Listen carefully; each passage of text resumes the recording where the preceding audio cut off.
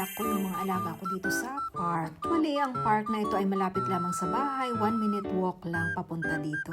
At tanaw dito sa park yung bahay namin. Pag summer nga ay araw-araw kong dinadala ang mga alaga ko dito. Pagkagaling nila ng paaralan, diretso agad kami dito sa park. Pero dahil winter ngayon, madalang lang kaming pumunta dito. Mas gusto nga nila na sa bahay lang. Pero iwan ko, ngayong araw ay pumunta nga kami dito kasi gusto nilang maglaro. Habang naglalaro sila, ako naman ay nagsiswing.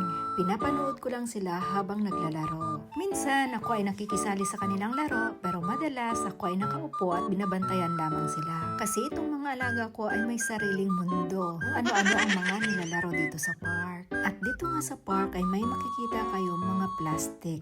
Ito ay lagayan ng tain ng aso. Alam nyo ba na ito ay libre lamang sa mga gustong kumuha dito? Lalo na sa may mga alagang aso, hindi na nila kailangang bumili para sa lagayan ng tain ng kanilang alaga. Kahit sa ang park ka dito ay makakakita ka ng lagayan ng plastic. O diba, ito ay palibre ng government dito sa Luxembourg. At ayan nga, tuloy pa rin ako sa pagbabantay ng aking mga alaga. Habang nagbabantay sa kanila, syempre naglalaro din ako dito sa park. Ayan, parang bata na, diba?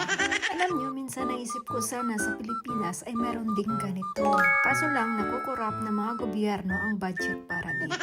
Dito sa Luxembourg, makikita mo talaga yung tax na binabayad ng mga mamamayan dito. Kasi kung nakikita nyo, sobrang laki ng park nila dito. At may tagalinis dito.